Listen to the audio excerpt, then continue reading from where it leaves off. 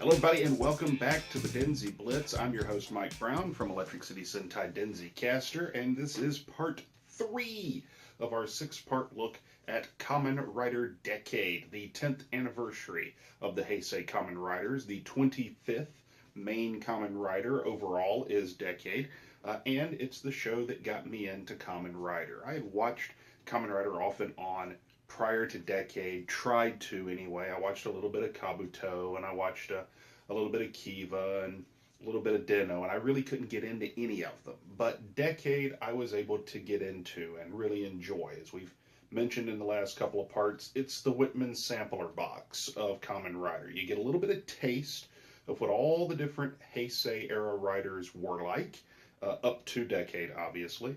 There have been several since. And then you can kind of get an idea of whether or not you think you'll like that particular Kamen Rider series without it ever being spoiled for you in any large way, because none of the worlds that you see in Decade are the actual world of the series, although that may not be entirely true. We'll discuss that a little bit on this edition of the DenziBlitz. Of course, we do encourage you, whenever possible.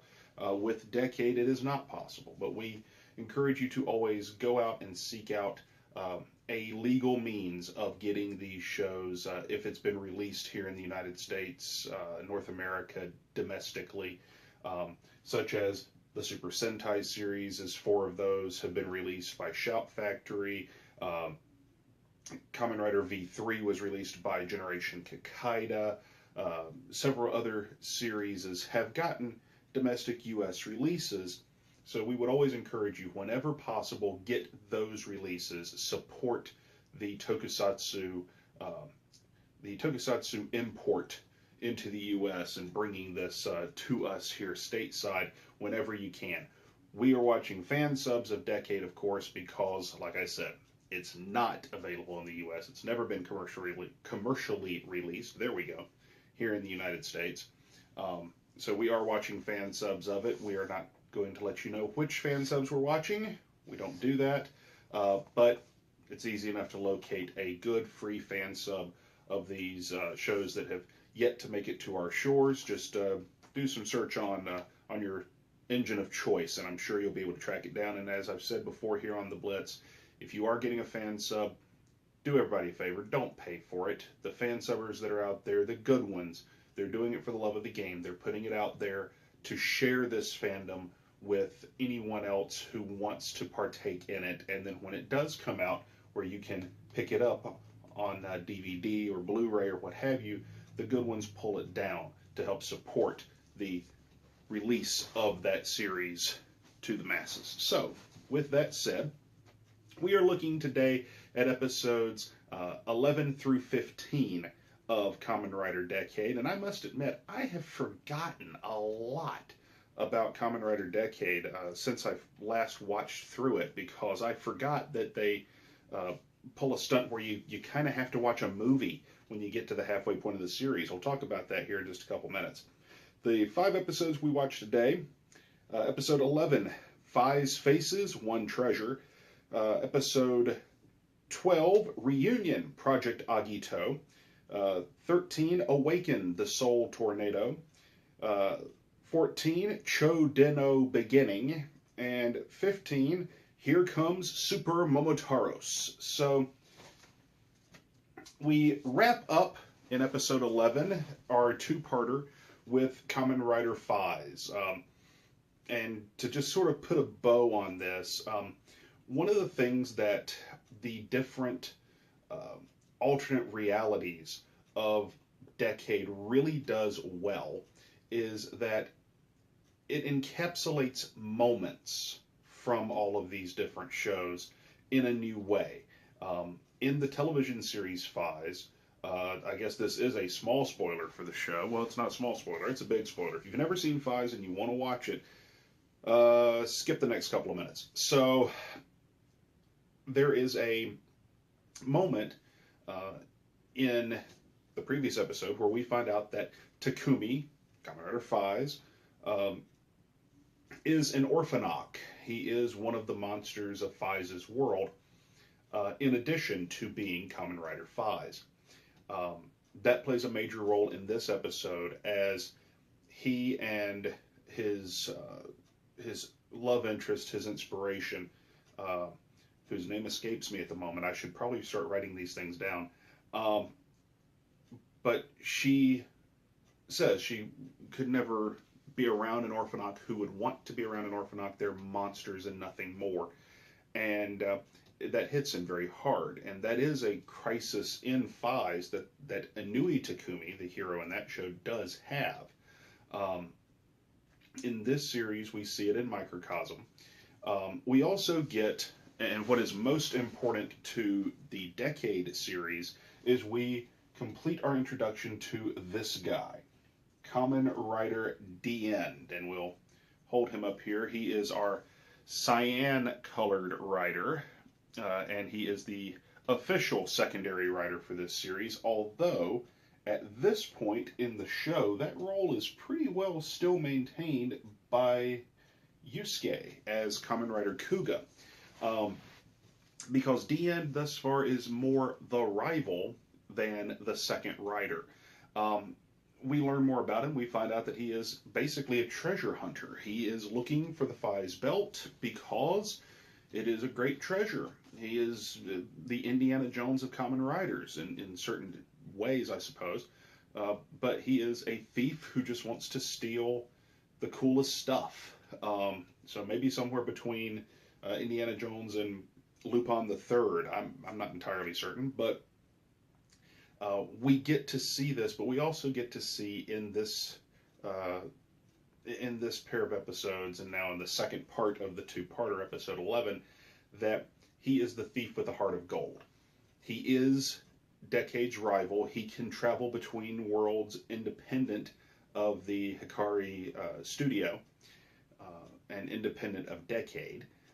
We know that Narutaki has some connection to him. What that connection is, we still don't know, but we know that Narutaki thanks Decade for setting up a situation where he can stop Decade, destroy him forever, and then it's Decade that rescues Decade, with Narutaki saying, "You'll never coexist. One day you will destroy each other," basically. But the episode ends pretty much with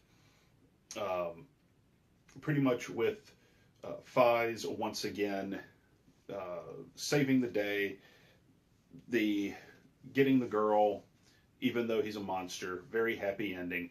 One thing that is somewhat interesting to show that Decade, this really was his introduction to the series. They wanted to do it up big. Up to this point, every time the guest rider ends up transforming for the climactic fight, they transform alongside Decade. This is the only episode so far where that does not happen. Instead of Fies transforming for the big finale fight beside Decade, he transforms beside Decade. So, and it's Decade and Fies that get the big hero transformation for the end of the episode. So, sort of fitting, since this is his major introduction to the series. Now, once we leave Fies' world, we wind up in Agito's world, and that's for episodes 12 and 13, Reunion Project Agito and Awaken the Soul Tornado. Now, we're going to spend more time on these probably than the two Den-O episodes, because the two Den-O episodes might be the first bit of honest-to-goodness, straight-up true filler that we've had in the series, to the point that I think you could probably skip them and get away with it. The Agito episodes are a very interesting look into what might have been. So, a wee bit of a history lesson. Kuga, when it debuted in 2000, Kuga was created from the notes of Shoshiro Shinomori, the creator of Kamen Rider. He passed away before Kuga was ever produced, but he had began planning elements of the series. He had actually started working on it and had notes. And so the series was created from Shinomori's notes. In that way, you could argue that Kuga is the last Kamen Rider project that Shinomori had a direct hand on. even though he wasn't there to do it. His hand, his fingerprints are still on that series. When Agito is released after Kuga, the intention was for Agito to actually be a true sequel to Kamen Rider Kuga. And the first 6 episodes of Agito really are a sequel to Kuga. You can see that in many ways this is supposed to be the same world. They make references to things that happened in Kuga, going so far as to mention unidentified life forms, which were the monsters in Kuga, and that they are different from the unknown life forms that appear in Agito's show. Even so far as the design of Kamen Rider G3, who is one of the secondary riders. In fact, he is the first secondary rider of the show. The show had 3 riders total.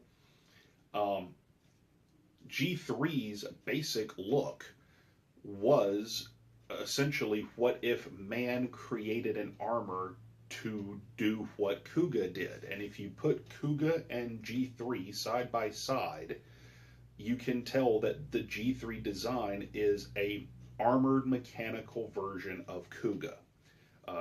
Almost like Godzilla and Mecha Godzilla, Kuga and Mecha Kuga, and Mecha Kuga is G3. Eventually, though, the references were dropped. The series was stated to be in its own world, with its own continuity, completely separate. Any allusions to Kuga disappeared. The entire real reason why that happened, nobody knows. That's one thing about Japanese television series. Is usually when there's a big shakeup and a change in direction behind the scenes, the general public doesn't figure out what that was. They're not quite as doggedly determined as TMZ here is in the States and other media outlets. So, for whatever reason, they abandoned the idea of Agito being a true sequel to Kuga halfway through this, somewhere during filming, after they'd already made 4 or 6 episodes. In this 2-parter, we get a glimpse into a world that might have been. Part of the intrigue there is that for Decade, Kamen Rider Kuga is now in Agito. He's in the world of Agito. He's in that story, if only for 2 episodes of a series. And here, what I think was a very nice touch, the detective character from, which is, I believe, Ani-san, I think is the character's name, from the Kuga episodes, we see her alternate reality doppelganger. We see her otherworldly variation in Agito's world. And here she too is a police officer, and here she too is fighting against these monsters. A different character here, not a detective, but almost like a frontline soldier. And she is the creator and the architect and the real driving force behind G3. We find out that G3 had been built. It wasn't working, so it becomes G3X, which was an upgrade of the suit that appeared in Kamen Rider Agito. And the user of the suit, the original user, has disappeared. The second user quits.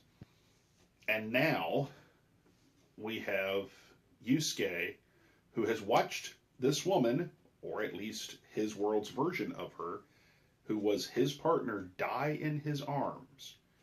And almost, he was there when she said those last words to him of, just protect the smiles and things of that nature. And that becomes his mantra. He's going to protect the smiles of people. And that's the last thing she says to him before she dies. And he comes back and sees that she's gone in the hospital. All that emotional baggage from the first couple episodes of Decade come back here. And with with this knowledge, to Yusuke, here's his second chance to fight by her side and to protect her. It's like fate giving him a mulligan. He's getting a redo. And so he goes to become G3X. So there's the interesting, almost the snake eating its own tail bit to a point. Here is Kuga becoming the rider that's based on Kuga, becoming G3X. There are other little subtle, well, even not so subtle, just outright, here it is, at the beginning of the episode when they refer to the game, the Gigaru, the game that the monsters played, the unidentified life forms from the Rongi, from the beginning of Decade, and of course in the Kuga television series. The Grongi refer to our humans as Rentos. We get that phrase thrown back up. So more hints that this is very much like Kuga's world. And then we eventually, through the course of episodes, meet Dien, Daiki, who has come to steal this world's treasure, which apparently is somehow connected to G3. But we continue to see, now we see this competition between Dien and Kuga, and who's going to be the new pilot of G3. And we eventually meet Shoichi, because in this world, Tsukasa is a postman, and he has a letter that he has to deliver to Shoichi, who is, of course, in this world, Kamen Rider Agito. Agito is a monster in his own right. Again, an interesting twist on the Agito series. The other secondary rider in Agito is Kamen Rider Gills, and Gills is basically what happens when someone can't fully become Agito. Agito is, in and of itself, not a unique person. Anyone could theoretically become Agito, and there could be any number of them at one time. It's more of a state of being. But what happens when you get so close and stop and fail? You become Gills. Or in this case, Exceed Gills, the upgraded, more monstrous form of the character. That is Shoichi when we first meet him. It is through the efforts of all concerned. It becomes a true team effort between the police and Yusuke and Tsukasa to get through to Shoichi and go, no, they want you there. This woman wants you by her side to fight the good fight. And through that, he finally does become Agito. And we get to see that transformation. And after a fashion, the only thing that could have perhaps made it better for me would have been if Yusuke had ditched the G3X armor and become Kuga, so that Kuga would fight alongside Agito. I think that would have been really, really neat.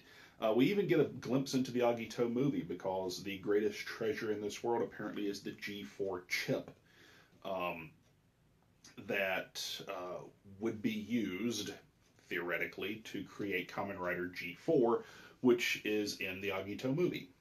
Project G4, sort of like Project Agito. Like I said, they still make naming conventions a little bit. Not a whole lot in these two episodes to further the overall story of Decade. There's probably, in truth, more filler than not if you are taking out things that don't ironclad further the Decade storyline. I would argue that these two episodes are probably necessary, in part to continue to establish Daiki as Dien, but also they're just two really neat episodes because it gives you that glimpse into a series that never happened. What if Agito really was the sequel to Kuga? The last two episodes here we'll talk about in brief, because I know we're racking up the clock a little bit today. And that's our two Den-O episodes, Cho Den-O beginning and Here Comes Super Momotaros. Basically, these two episodes are essentially a 45-minute, if you add the runtimes together, a 45-minute commercial for a movie. This is something that happens from time to time in Tokusatsu.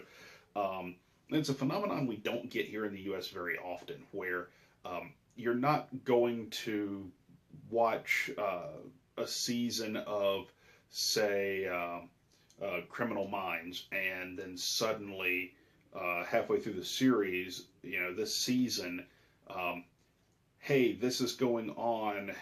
Check out the premiere of Criminal Minds, the movie, in theaters this weekend to catch the rest of the story. They don't really make movies based on television shows while the show is on the air in the show's continuity. It frankly just doesn't really happen here in the U.S. We've had it happen twice that I'm aware of, tokusatsu related wise in the U.S., and that's Mighty Morphin Power Rangers the movie, which eventually they basically retconned out of existence from the actual Kamen Rider or actual Power Rangers continuity, and then Turbo, a Power Rangers movie, which actually is in continuity.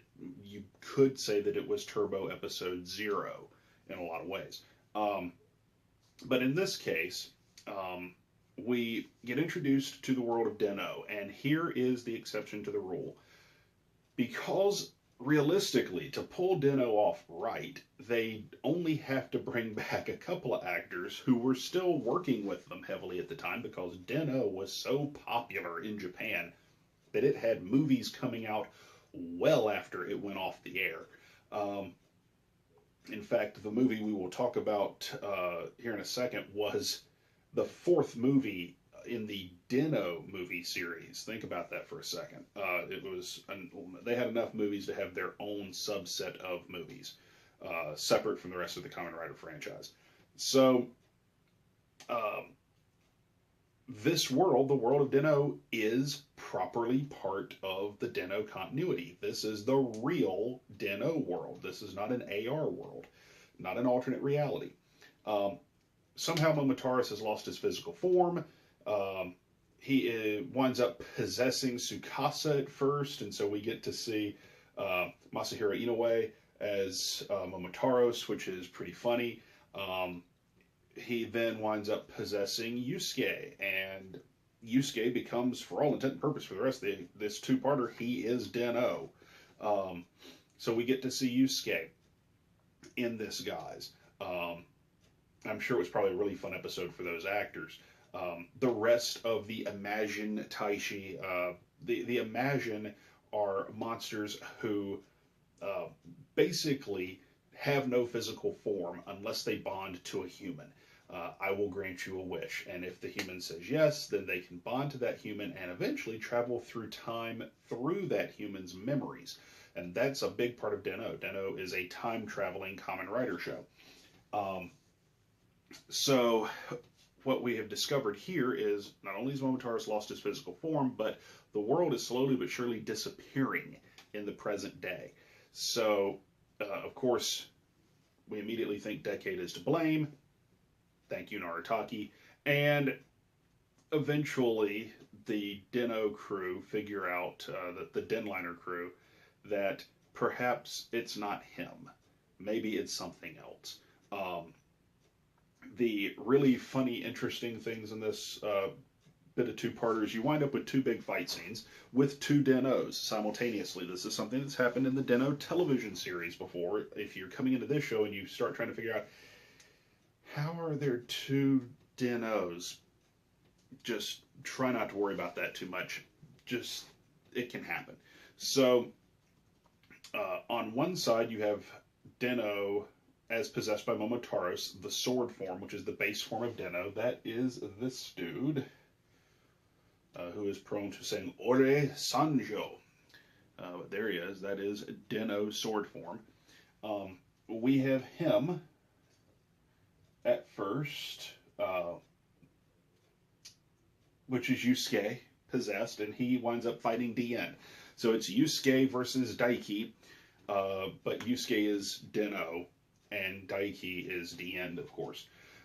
Elsewhere, we have Tsukasa, Decade, winds up fighting Natsumi. Why? Because Natsumi is possessed by basically the rest of the Imagine.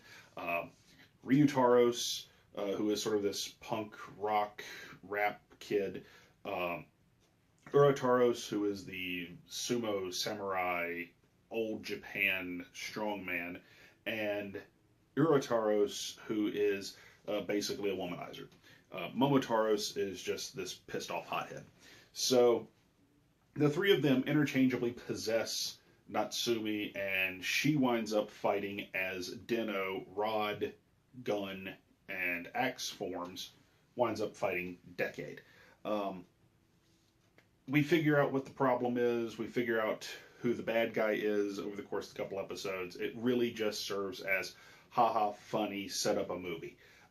There's precious little beyond that. So little that we're not going to go into it in any kind of depth at all. Fun couple episodes, entirely unnecessary for the purposes of the series. We do get Momotaros' physical form restored. We do get to see our characters on the Denliner, which is pretty cool.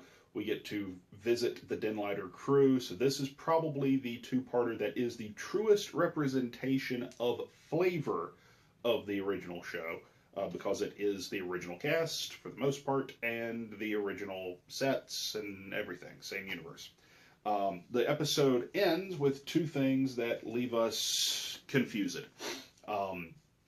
One is we actually do get the real Den-O and new Den-O rush in to the Denliner after the story is over and saying, hey, look, time's still broke, crap's still disappearing, it wasn't Decade, we got to fix this. Whereas, and of course the rest of the Denliner, well, we know it wasn't Decade, but we are in the Hikari studio, and in the Hikari studio we wind up with an unexpected guest. The unexpected guest, after they have left the Den-O crew behind, they are traveling to the world of Kabuto next. So says the painting that slides down from the wall. But the unexpected guest is Sieg, the fifth Imagine, the fifth member of the Denliner crew, the Imagine Taichi. The arrogant, aristocratic bird Imagine. And somehow we've got to get him back home.